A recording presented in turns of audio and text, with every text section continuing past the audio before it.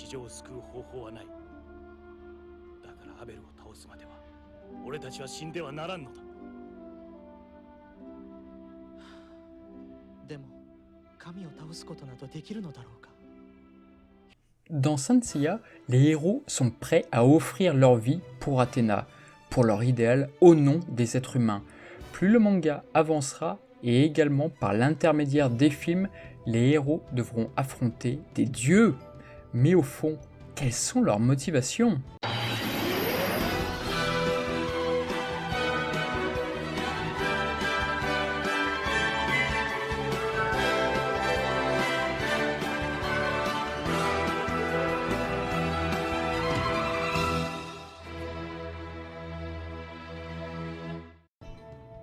La motivation des dieux. Dans Saint Seiya, qui n'est pas réellement une œuvre manichéenne, nous avons plusieurs types d'antagonistes, par exemple Desmasque et Albéric, qui luttent pour leur propre gloire. Et nous avons surtout les dieux dans Saint Seiya qui s'opposent à Athéna. La première à apparaître n'est autre qu'Eris, la déesse de la discorde, comme l'indique sèchement Yamauchi à travers une interview du livret du DVD Movie. Le film est très classique, ainsi que les projets d'Eris finalement. Prisonnière d'une pomme d'or, la prophétie indique qu'elle amènera le malheur sur Terre. Déesse de la discorde oblige, elle utilise les propres seins d'Athéna, d'anciens valeureux guerriers qui étaient condamnés en enfer pour les voir affronter Seiya et sa bande. La mort d'Athéna entraînera la résurrection d'anciens saints décédés et bannis, portant une haine certaine envers leur déesse d'origine. Le but est clair pour Eris, d'abord tuer Athéna et ensuite ressusciter complètement, ainsi que les autres saintes, afin de chasser les êtres humains pour régner sur Terre. Il est bon de noter que dans les récits mythologiques, Eris n'est pas une déesse associée au mal, considérée davantage comme un sentiment dans l'Antiquité. Ce concept se forge plus tardivement selon certains auteurs à l'émergence du monothéisme et des doctrines duellistes. Eris est parfois associée à Arès, présentée comme sa sœur et est tout autant l'incarnation de la discorde qu'une déesse associée à l'émulation, la motivation et la compétition. Elle provoque la célèbre guerre de Troie à l'aide de la pomme d'or de la discorde. Évidemment, on ne peut le nier, mais Eris est victime d'être la première déesse à apparaître, étant donné que Masami Kurumada n'avait à ce moment-là encore intégré aucun dieu à son histoire. Et justement, on y arrive. Nous avons Poséidon, voire même dans le troisième film, Abel, qui a été conçu peu après l'apparition de Julian Solo dans le manga. Et là, nous avons des questionnements très intéressants. Alors oui, Poséidon est relativement peu bavard sur ses intentions. Et pour cause, Julian Solo est frustré de s'être pris un râteau par Saori. On peut imaginer que Kanon s'est servi de cette frustration pour lui suggérer de déclencher ce déluge. Sur ces motivations, on peut largement s'appuyer sur les propos de Krishna de Krishaor. Celui-ci voit d'abord les opposants à Poséidon comme des démons, mais toutefois, dans le second épisode, nous avons ceci comme indication.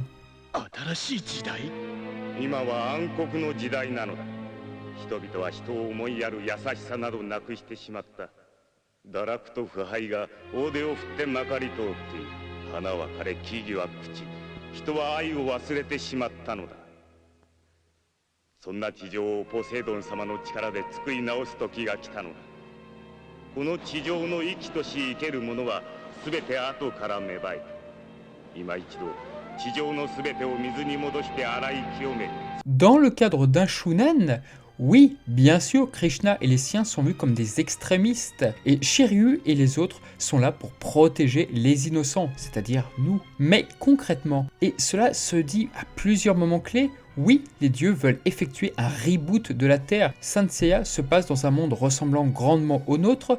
Sur le plan écologique, oui, notre monde ne va pas très bien. Aujourd'hui, à l'heure où je réalise cette vidéo, 60% des animaux sauvages ont été définitivement perdus en seulement 40 ans. Entre 1970 à 2014, les oiseaux, poissons, mammifères, tous ont chuté de 60% au niveau mondial et 89% dans les tropiques.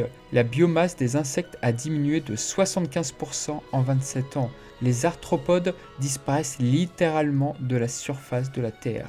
on parle aujourd'hui d'un effondrement de la biodiversité. L'impact prédateur de l'homme sur son propre écosystème est tel que les scientifiques emploient les termes d'extinction massive et de suicide, même vu les conséquences actées sur la population humaine pour les décennies à venir. Évidemment, en 1989, ceci passait relativement inaperçu, ou du moins cette situation était ignorée, mais aujourd'hui, est-ce qu'on peut ainsi cataloguer les motivations du camp de Poséidon comme tout simplement extrémistes compte tenu des informations que nous transmettent les scientifiques?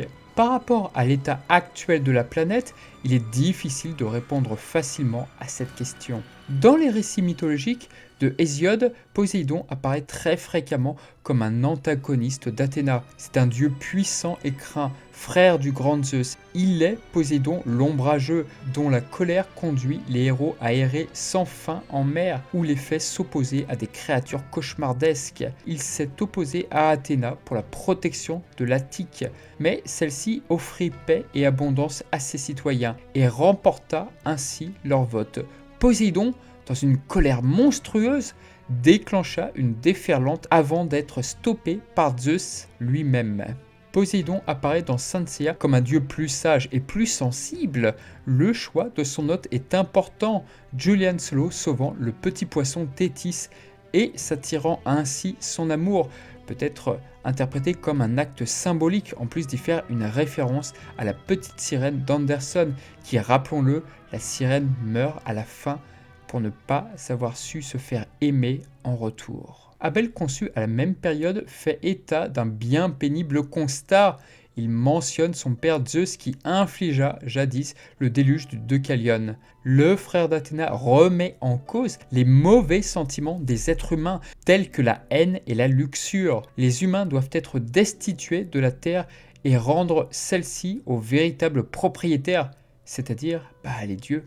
Pourtant, selon Athéna, les dieux sont censés éprouver de l'amour et au nom de cela, Athéna disqualifie son action. Concrètement, pour Abel, les êtres humains sont irresponsables et ne sont pas dignes de la terre. La question de cette légitimité de l'homme à disposer de la terre, de ses ressources de manière irraisonnée, son culte prédateur de la croissance dans un monde fini et toutes les problématiques qui alarment aujourd'hui la communauté scientifique donnent aux propos d'Abel une dimension percutante et au-delà interroge sur la sensibilité même de son créateur. なぜアベルをこの時代によみがえらせたのか。神の意志なのか。だとしたら誰にも邪魔はできん。支流よ。まして我々人間の手ではな。しかし老子 La question que pose Doko dans le film est cruciale. Pourquoi les dieux ont-ils ressuscité Abel? Nous n'aurons jamais la réponse. Avec Lucifer, qui n'est pas vraiment une divinité, cela dit, malheureusement, on revient sur des ambitions bien plus classiques, car l'ange déchu veut avant tout se venger de toutes ces humiliations. Lucifer étant particulièrement connu pour sa soif d'ambition, ce n'est pas la Terre qui l'intéresse, mais tout simplement l'univers. Même si j'ai de la bienveillance pour le 4e film, une sorte de plaisir coupable, non, les motivations de Lucifer ne sont pas très intéressantes, il faut bien se l'avouer. Shigeyasu Yamauchi, réalisateur du 3e film autour d'Abel, revient pour le 5e film. Et là, nous avons pas mal d'informations, notamment chez les anges.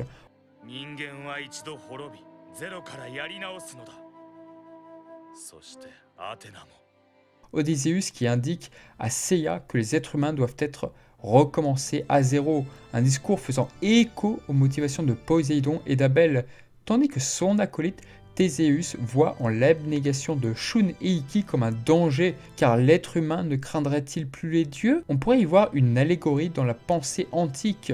Les dieux sont des personnifications des éléments, des sentiments, ainsi Poséidon et la mer, Éole et le vent. Ne plus respecter les dieux ne plus respecter la nature. De même que Seiya qui a terrassé Hadès, un dieu, et pour cela il doit être châtié selon Artémis. Celle-ci indique même que le cœur de sa sœur a été corrompu par les êtres humains, et c'est la raison pourquoi elle destitue sa sœur de ce poste. Pourtant, le message des dieux peut être aussi un message critique aux extrémistes religieux. Le film étant sorti en 2004, un certain attentat aux USA était encore tout frais. Même si, on va pas se mentir, Cette critique envers les dieux est récurrente à Saint Seiya, Masami Kurumada étant athée pour rappel. Mais dans Saint Seiya, oui, on voit régulièrement des guerriers persuadés que leur cause est la meilleure et que seul leur dieu mérite d'être vénéré, que mourir en son nom est un honneur et que l'on peut bien commettre des génocides de masse tant que c'est une juste cause. Krishna en est un exemple flagrant, les spectres d'Hadès qui acceptent de jouer les kamikazes en échange d'une promesse illusoire, à savoir la vie éternelle, Shura, véritable ayatollah intégriste dans l'animé, Shaka en mode « je suis presque un dieu mais je vaux mieux que vous tous, aussi prosternez-vous devant moi », voilà quoi. Mais néanmoins, le film cristallise ce sentiment, voire mieux, le sublime. Dans le film, Athéna prône le partage et que ce sont aux dieux de servir les humains et non l'inverse. Les dieux, de par leur pouvoir, doivent aider les êtres humains. Or, pour Artémis, les humains sont des copies ratées des dieux et malgré son discours, ironiquement, elle n'a reconnu la bonté que de Thomas, le seul humain valable selon elle. Dans ce film, la réflexion de Seiya autour des dieux est intéressante. Oui, il se questionne sur le genre de monde auquel aspirent les dieux et la façon dont ils voient le monde actuel. C'est la première fois que le mépris des dieux envers les êtres humains dans Saint Seiya est abordé. Et la question de l'utilité des dieux est amorcée. Cette question ne peut avoir de réponse à mon humble avis. Et dès qu'Apollon apparaît, celui-ci fait preuve d'intransigeance, surtout en voyant que sa sœur s'est rapprochée des êtres humains, ce qu'une insulte suprême pour lui. En si peu de paroles, il est difficile de définir les motivations d'Apollo, même si on ne doute pas qu'il rejoint à la ligne près ce qu'avait indiqué Artémis. Le débat autour du rôle des dieux et du mépris affiché autour des êtres humains n'a jamais été aussi fort dans une œuvre de Saint Seiya. 神は永遠だ。それに歯向かうか。永遠たるものこそこの世で最も美しく強い。 Enfin, nous avons Hadès. Pour le coup, les prisons des enfers peuvent parler à sa place quant à sa perception de l'être humain. Un personnage comme Charon fait souligner qu'une personne aussi pure que Shun est bien rare en enfer, ce qui peut insinuer que peu d'individus vont à Elysion. Quant à Rune, bien que n'étant pas un dieu, nous avons là d'inquiétants jugements autour du sens de la vie. Et ce que rétorque Shun est une très bonne réponse. そんなことはしたくないと思っているはず。もしそれでも人間が悪だというのなら、そもそも生きていくということ自体が悪ということになる。あなたはそう思っているのですか？どうなんです？教えてください。残念だが、その問いに答えられる者は神しかおらん。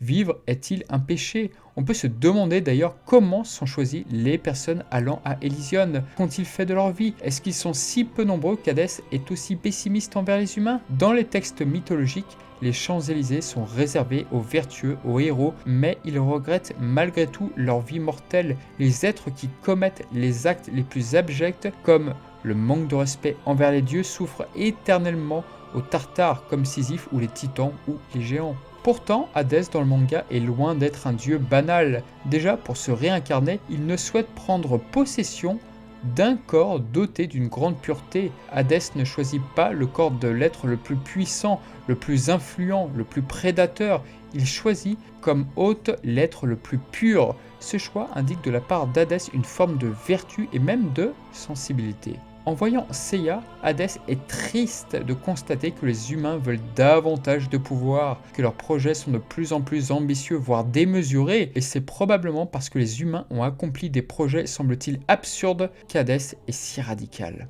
Athéna répond avec bienveillance, les hommes ne sont pas des dieux et reviennent au fondement du processus de la vie. Hadès disparaît en indiquant que finalement, l'amour est un sentiment qui n'existe pas. Ce qu'Hadès reproche à l'humanité est à mettre en parallèle avec la condition même de l'homme à ne pas être éternel contrairement aux dieux. Ainsi s'impose le contraste absolu entre ces deux êtres. Le recul mais aussi l'ego d'une entité éternelle face à l'impulsivité, inconsistance d'une vie si courte, Hadès ne reproche-t-il pas à l'humanité d'être différent, là où pourtant dans les récits mythologiques, les dieux semblent si proches. Dans les récits antiques, Hadès est une figure relativement différente. C'est un dieu discret, invisible même, qui n'est pas craint. Il n'est pas la mort, c'est un autre dieu. Le rôle de seigneur du monde des morts lui est imposé, mais il l'accepte sans opposition en assumant son rôle avec sérieux. Il n'est pas l'ennemi d'Athéna ou des hommes. Il est d'ailleurs décrit comme un époux aimant envers Perséphone, faisant preuve à divers moments de sagesse et de sensibilité, comme en témoigne le récit d'Orphée, où Hadès, touché par les mélodies et l'amour de celui-ci pour sa bien-aimée, décide de lui accorder ce dont nul autre mortel ne s'était vu accorder jusqu'alors. Son amour, bien qu'appartenant au monde des morts, lui fut rendu.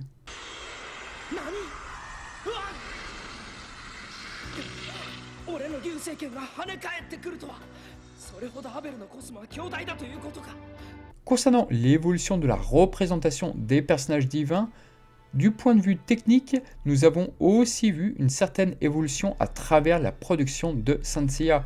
Là où Eris est assez statique et ne se bat guère, se contentant de protéger la pomme d'or en se sacrifiant par accident au passage, les autres dieux sont bien plus impressionnants. Le premier qui montre l'étendue de son pouvoir est l'impressionnant Abel. Il renvoie les attaques à l'expéditeur avec une facilité déconcertante. Ici, nous découvrons pour la première fois que les dieux sont bien au-dessus des chevaliers d'or. Bon, c'est un peu logique. Bien que Seiya parvienne à le vaincre à l'aide de la célèbre flèche du Sagittaire. Yamauchi fait de lui un personnage imposant. Ce personnage, de par son regard, sa taille, la manière dont il se lève, tout fait penser à quelque chose de bien supérieur aux êtres humains. Plutôt que d'écouter des racontards, je préférerais avoir votre avis personnel. Mademoiselle Kido. Poséidon, par contre, laisse son humanité un peu plus transparaître, mais lorsqu'il annonce ses projets à Saori, sa nature divine prend le dessus. Au cours de l'épisode 110 et 111, il endosse clairement son rôle, le rapprochant fort d'Abel, y compris pour la faculté de renvoi des attaques vers l'expéditeur. D'ailleurs, cette faculté est inventée par le staff pour être reprise par Kurumada. Ou alors, celui-ci a-t-il donné consigne pour le troisième film? Nous n'aurons jamais la réponse. Concernant son apparition dans l'anime d'époque, il faut rappeler que sa taille est assez relative. Julian Solo est de taille assez moyenne dans le manga, alors que dans l'anime, il semble plus imposant. Les différentes fiches indiquent 1m77. Hey, qui l'eût cru lorsque l'on regarde les épisodes 110 à 114? Fait amusant, certaines illustrations d'Araki sur Poséidon le montrent bien plus juvénile, et ce, à l'image du manga, en particulier les images post-revival. J'ai fait le vœu solennel de m'élever au-dessus de l'étoile de Dieu, de prendre ma place sur la montagne sacrée au septentrion, de dominer les plus hauts nuages et de devenir enfin le roi des rois. Lucifer est un cas à part. Lorsqu'il apparaît au sanctuaire, sa prestance ne fait aucun doute. On sait reconnaître le boss au premier coup d'œil, bien que son design soit assez particulier. Sa classe est bien plus perceptible d'ailleurs en VF qu'en VO, et ce grâce à Jean-Pierre Leroux. Manière, tu n'avais pas le choix. Si tu refusais mon pacte, Abel, Poséidon et Élise détruisaient la terre. Serais-tu en train de faiblir? Vas-tu bientôt me supplier d'épargner ta vie? Tu dois bien te douter que ce serait peine perdue. Allons, viens, rentre vers ton Seigneur et Maître. Tu troubles ma quiétude, hors de ma vue, misérable. Au-delà de cela, il faut bien s'avouer que le personnage n'est pas aussi marquant que Poséidon et Abel, et se fait terrasser encore plus facilement que ce dernier. 兄君神とは何か。それは人ごときが答えにたどり着ける問いではない。 Artemis et Apollon sont dans la droite lignée de ce qu'a pu faire Yamauchi sur l'ancienne série. Artemis brille dès le départ et son ton hautain, bien aidé par sa séhu, ne laisse pas de doute sur sa nature. 人の命など神に比べれば瞬きほどの短さ目を閉じて見過ごしてやろう再び神にあだなすことがあればその時は容赦しません Par contre, Apollon semble tout droit sortir d'une autre planète, surclassant nettement sa sœur qui s'efface suite à son apparition. Il ressemble très fort à Abel sans le moindre côté humain cependant. Tout est fait pour le distancier très fortement des humains. Mention spéciale aux dieux a priori de l'Olympe qui jugent les Golds. L'idée d'en faire des êtres difformes participe à l'imagerie hors du monde de ces êtres. Malheureusement, la représentation divine de Yamauchi, vestige de l'ancienne époque, va disparaître avec son éviction. 悲しいな。何お前たち人間がだ。自らの能力も体力もわきまえず、常に大それたことをしでかそうとする。今や神が与えた地上だけでは飽き足らず、宇宙にまで手を伸ばして汚そうとしている。Hadès est un mystère à lui tout seul. Se cachant une grande partie de l'arc qui lui est dédié, il fait d'abord une semi-apparition en la personne de Shun. Il faut néanmoins constater que sa première prestation dans l'épisode 5 du Zenshu n'est pas très convaincante, contrairement au manga. La mise en scène ainsi que la prestation du nouveau seiyuu de Shun en sont probablement la cause. Les 3 premiers épisodes du Kushu, et en particulier le 3e, redressent un peu la barre, avec un doublage plus convaincant et une réalisation de Nobutaka Nishizawa plus inspirée. Mais nous ne sommes toujours pas au niveau des derniers épisodes de Poséidon. La fin est encore plus discutable. Ni les dieux jumeaux, ni Hadès ne semblent tenir la comparaison à première vue avec ce qui a pu être fait avant. Mais cela dit, on peut quand même nuancer que Thanatos renvoie l'image du dieu puant de mépris avec suffisance, allant même railler Poséidon. Et enfin, l'excellente prestation de Toshio Furukawa, qui n'est pas n'importe qui, est à souligner.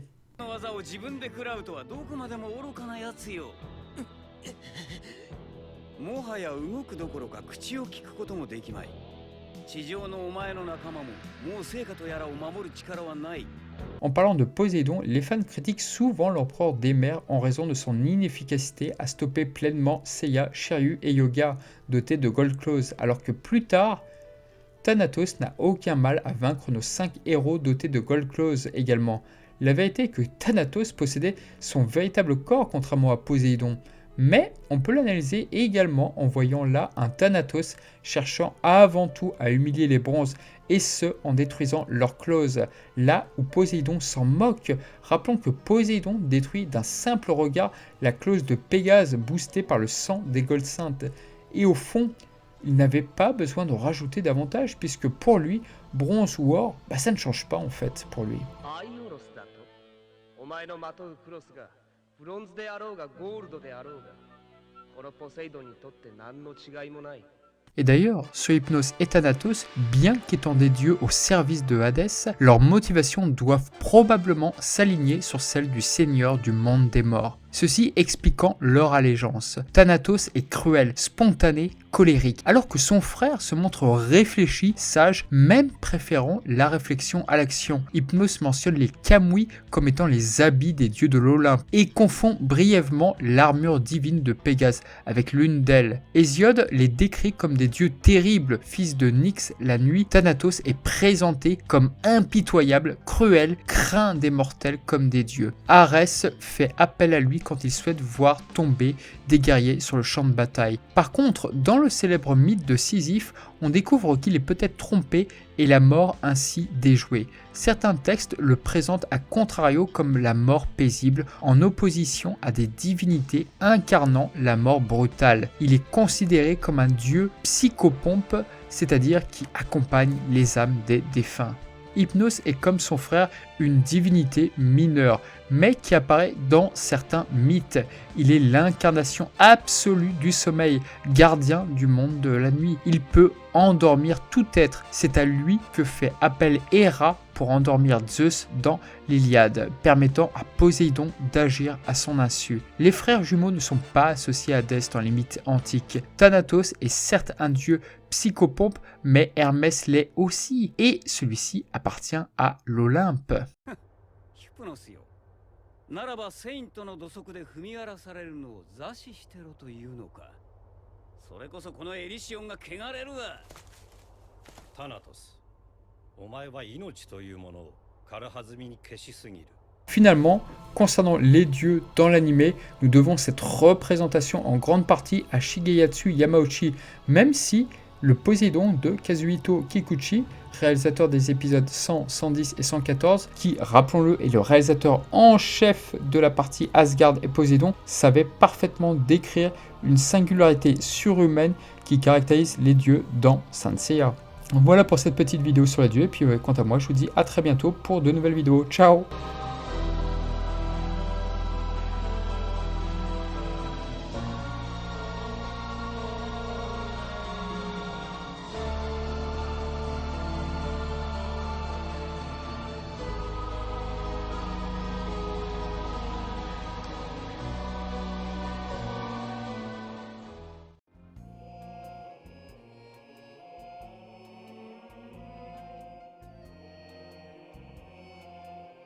Mais en fin de compte, est-ce que le seul dieu bienveillant envers les êtres humains, hormis Athéna, ça ne serait pas Odin, tout simplement? 太古の昔よ、我がアスガルド多くの困難と試練を受けてきた。そして今またポセイドンの野望のために多くの犠牲が払われた。だが祖国を愛し倒れていった者たちの熱き血が私をこの地上に目覚めさせたのだ。構えよ、そしてポセイドンの魔力を断ち切るのだ。この地上の運命は今まさにお前の手の中に握られているのだ。ためらう必要はない。私を信じよ。行け、ペガサス。